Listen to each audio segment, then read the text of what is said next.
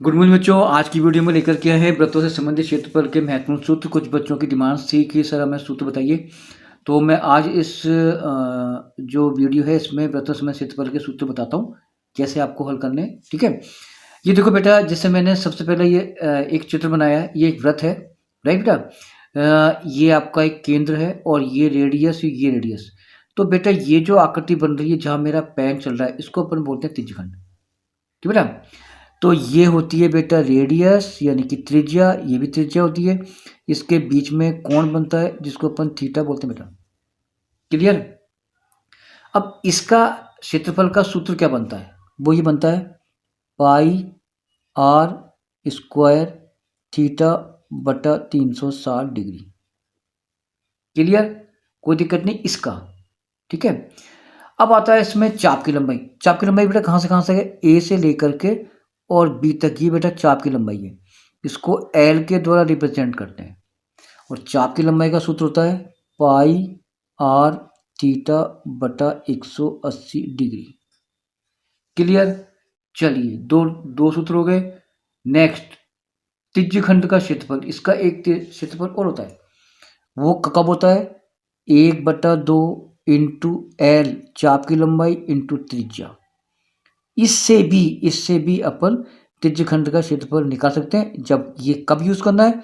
जब आपके पास चाप की लंबाई हो और त्रिज्या हो। ठीक है, नेक्स्ट आओ। नेक्स्ट देखते हैं अपन चतुर्थांश का क्षेत्रफल। देखो बेटा ये बन रहा है आपका चतुर्थांश, यानी इस व्रत का चौथाई भाग को अपन क्या बोलते हैं? चतुर्थांश। इसमें बेटा वो कभी भी आपको थीटा यानी कोण का मान नहीं देगा और आपका मान होता है 90। ठीक है, इसमें विशेष ध्यान देना, इसमें चतुर्थांश में कोण नहीं देता है वो, वहां पे थीटा होता है 90। इसका क्षेत्रफल का सूत्र वही होता है पाई आर स्क्वायर थीटा बटा 360 डिग्री। ये होता है बेटा, यानी त्रिज्यखंड का इसका सेम होता है।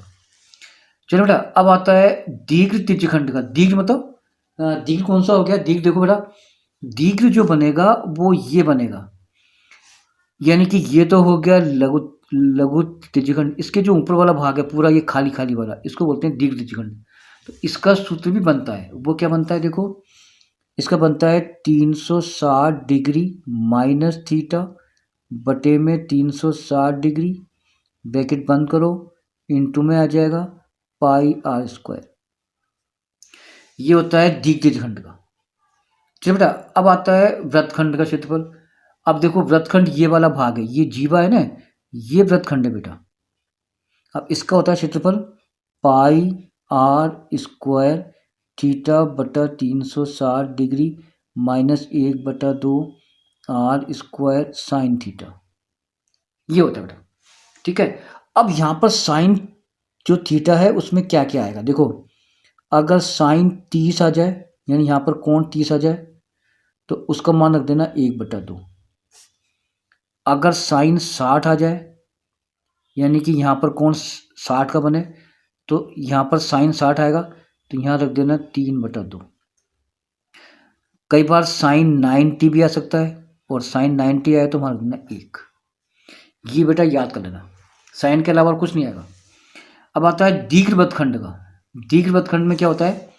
वृत्त का क्षेत्रफल पूरा, वृत्त का क्षेत्रफल में से लघु वृत्तखंड का क्षेत्रफल घटा देना।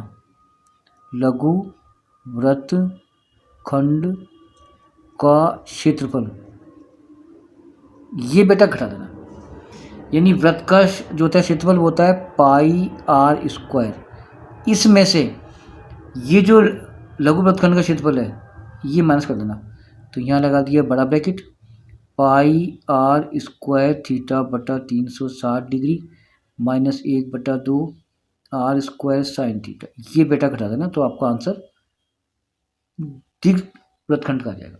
ठीक है, अब कुछ ऐसी चीजें हैं जो आपको आनी चाहिए। कई बार आता है बेटा, जैसे हम मान चलो ये आपका सर्किल है, ठीक है, और इसको मैंने 6 भागों में बांट दिया। कैसे बांटा? ये 2 हो गए, ये 4 हो गए और ये 6 हो गए। 1 2 3 4 5 6। अब यहाँ पर कई बार बच्चे क्या थीटा निकालना भूल जाते हैं, आता नहीं है। तो थीटा कैसे निकालते हैं? जब आपको दिया नहीं हो तो आप क्या करोगे, 360 में ये पूरा होता है 360 का, उसमें से जितने भाग होते हैं ना, जैसे इसमें 6 भाग है तो 6 का भाग दे दो, तो ये 60 डिग्री का आ जाएगा। ठीक है, अगर मान चलो उसके अपन 8 भाग कर दें, ये देखो मैंने 8 भाग कर दिए, अब ये कोण कितने का बनेगा, तो 360 में आप भाग किसका दोगे, 8 का, तो क्या बनेगा, 8 चौक 32 और 8 पंजे 40, यानी कितने डिग्री का, 45 डिग्री का। ठीक है ना, तो आप जितने भागों में बांटे उतने भाग का, उतनी जो संख्या है उसका भाग 360 में आपको देना है, तो यहाँ पर थीटा का मान, ये थीटा का मान आ जाएगा। ठीक है, कोई दिक्कत है? तो ये छोटे जो सूत्र हैं जो मैंने आपको बताए। धन्यवाद।